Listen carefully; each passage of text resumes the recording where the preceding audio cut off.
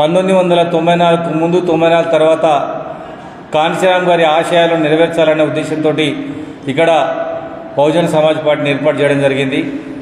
దాంట్లో మాదిగలు ప్రధానమైనటువంటి కీలక భూమిని పోషించిండ్రు.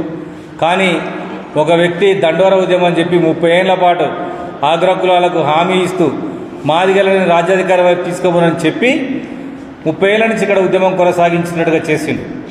ఏబిసిడి ఇంకా రాలే, కేవలం రేవంత్ రెడ్డి గారే మనకు అవకాశం కల్పించబోతుంటే ఇవాళ మళ్ళీ ఆంధ్రలోనే గొప్పగా ఉంది వర్గీకరణ ఉద్యమం, ఆంధ్రలో ముందంజంగా ఉందని చెప్తా ఉన్నాడు. కానీ ఇవాళ రేపు అసెంబ్లీలోనే వర్గీకరణ బిల్లు పెట్టబోతా ఉన్నది. నిజంగా నేను మాదిగలకు విజ్ఞప్తి చేస్తా ఉన్నా, మాదిగల్లారా మీరు బతకాల్సింది కాంశీరామ్ లాగా, కృష్ణ మాదిగలాగా కాదు. ఎందుకంటే ఈ తెలంగాణ రాష్ట్రంలో మాదిగల రాజ్యాధికార కాంక్షను చంపినటువంటి వ్యక్తి కృష్ణ మాదిగ.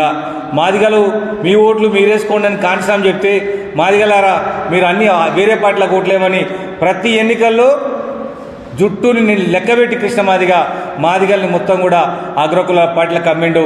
కాంశీరామ్ గారి ఆశయాలకు విరుద్ధంగా తెలంగాణ రాష్ట్రంలో ఆయన ప్రవర్తిస్తుందని ఈ సందర్భంగా తెలియజేస్తాం.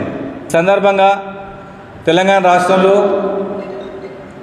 వచ్చే ఆదివారం నుంచి బహుజన్ స్టూడెంట్ ఫెడరేషన్ ఆధ్వర్యంలో ఓయిలో వారం అంబేద్కర్కి దండ, అదేవిధంగా వర్గీకరణ పైన చట్టం అయిపోయినాక 10 రోజుల పాటు కృతజ్ఞత యాత్ర, ఏప్రిల్ 14వ తారీఖున మరి భారత రాజ్యాంగ రక్షణ ర్యాలీ ఉంటుందని ఈ సందర్భంగా తెలియజేస్తాం.